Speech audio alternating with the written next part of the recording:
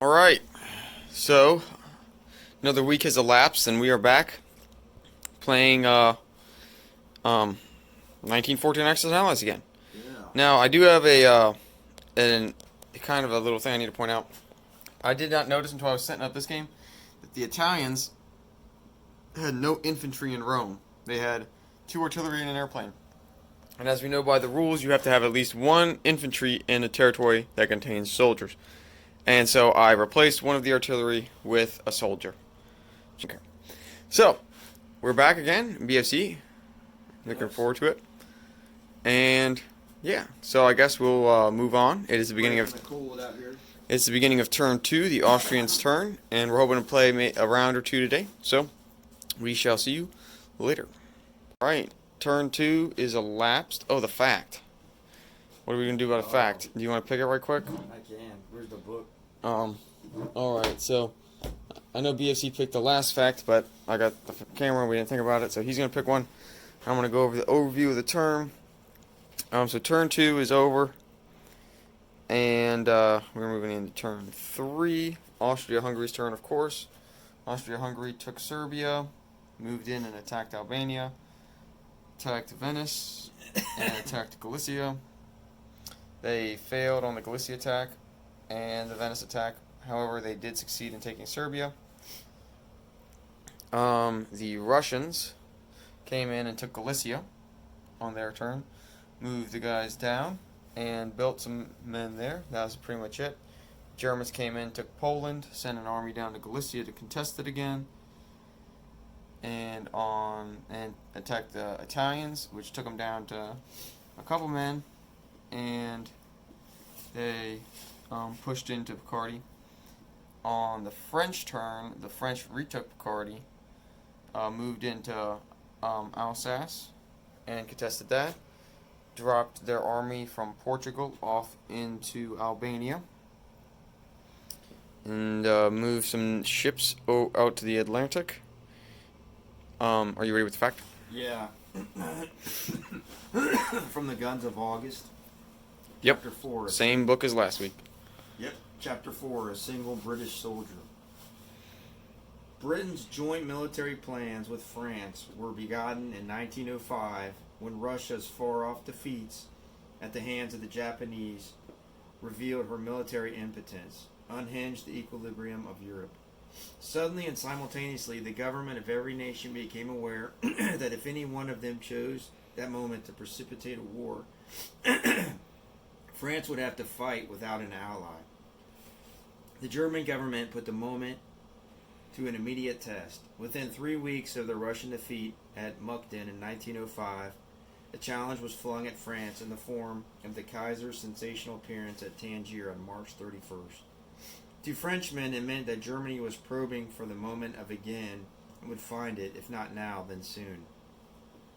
Like everyone else, I had come to Paris at 9 o'clock in the morning, wrote Charles Peguy, the poet, editor, mystic, socialist against his party and Catholic against his church, who spoke as nearly as one person could for the conscience of France. Like everyone else, I knew at 11:30 that in the space of those 2 hours, a new period had begun in the history of my life, in the history of this country, in the history of the world. Of his own life, Piguet was not speaking vainly. In August 1914, he was to volunteer at 41 for military service and be killed in action at the Marne on September 7th. I'll stop there. All right. It's a little bit long, but Now, where we left off, the British came in, moved the guys from Picardy up, and dropped a fresh force off in Belgium. Took that for the French, built a cruiser there, gathered their fleet, and they took Persia, built some guys there, and they also moved out and attacked Smyrna. The Ottomans replied by immediately counterattacking. Built 6 guys, moved their Bulgarians up north into Romania, and they attacked Transjordan, which was 2 men on 1 and no one hit. The Italians moved their man north and their transport south, brought their battleship south out of the Adriatic, and attacked Venice in a pretty gruesome battle where I took 7 casualties and BFC took, 9? So something like that. Pretty much like half the force. The Austrians got knocked on out. both sides got taken out. The Austrians got taken out completely, and the Germans got whittled down pretty good. But so did the Italians. And then, last but not least, the Americans built a couple fighters and a boat, or a ship. Sorry, that was it. So, turn 3. On the next turn, America comes into the war. We marked it off the chart on our list to see what the season we're in. Oh. It is turn 2, the autumn of 1914. So we're going into winter. Yep, winter of 1914. And then the Americans will come in on spring 1915. Way early. They didn't come into the war until 1917. So, yeah. But I think how the game's set up is each turn is supposed to be 1 year.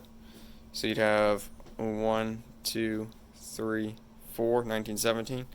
But we split up. The game being over in 5 rounds is not very likely. So we will see.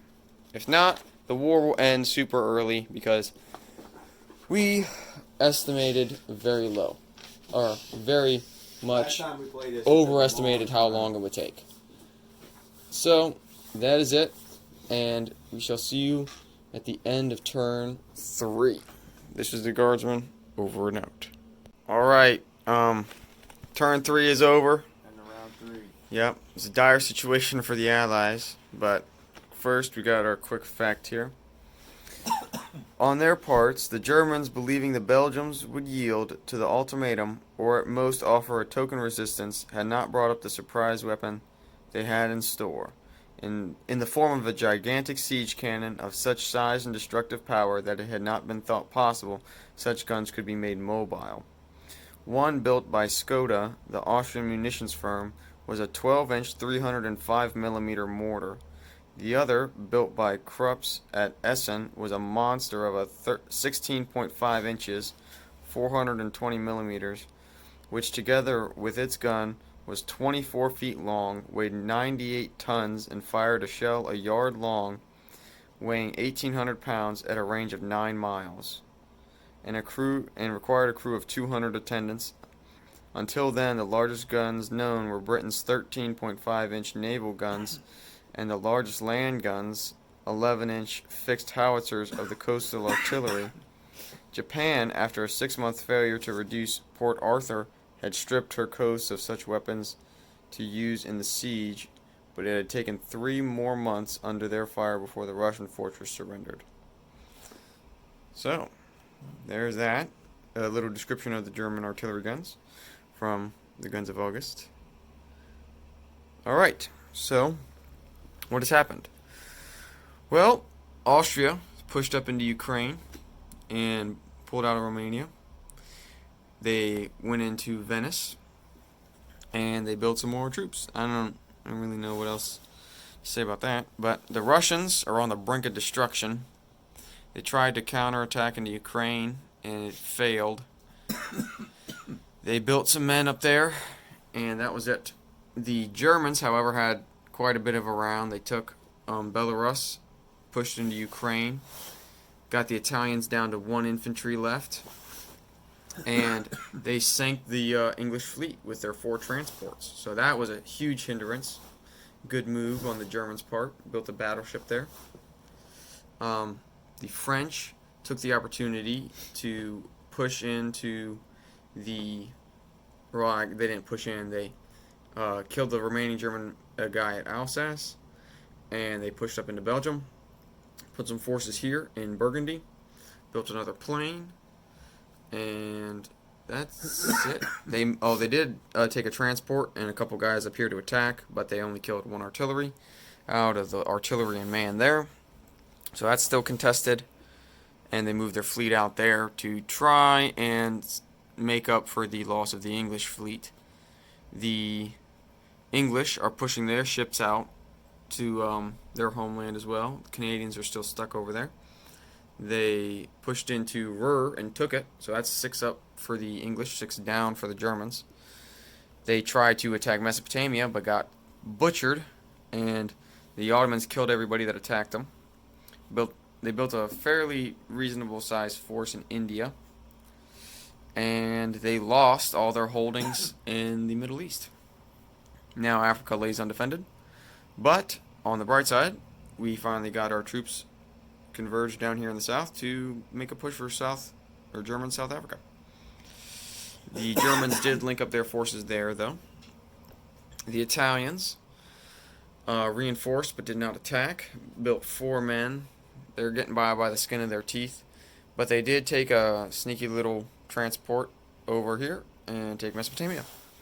And the Americans just built stuff. So, the Americans are in the war next turn. Next turn, the tanks start rolling off the production line. The Ottomans pushed up to here too in the Sevastopol. Oh, they did do that. They sent guys over from Romania and from the south in Mesopotamia. I wasn't expecting the Italians to jump in there.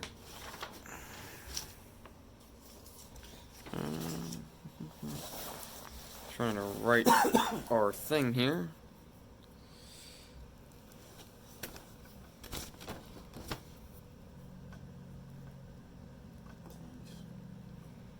Alright, so we've completed 3 rounds so far. We just got through the winter of 1914.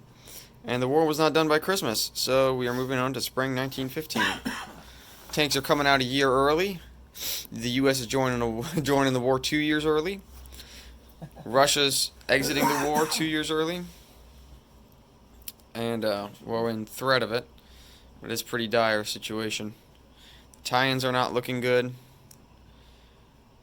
And that'll be it. So anything else to add? No, I don't think so. It's cold out here. Alright. Well, that should be it for this week. And I guess we'll see you next week. The beginning of turn 4. Or 2 weeks. Oh yeah, maybe it might be 2 weeks. I don't know.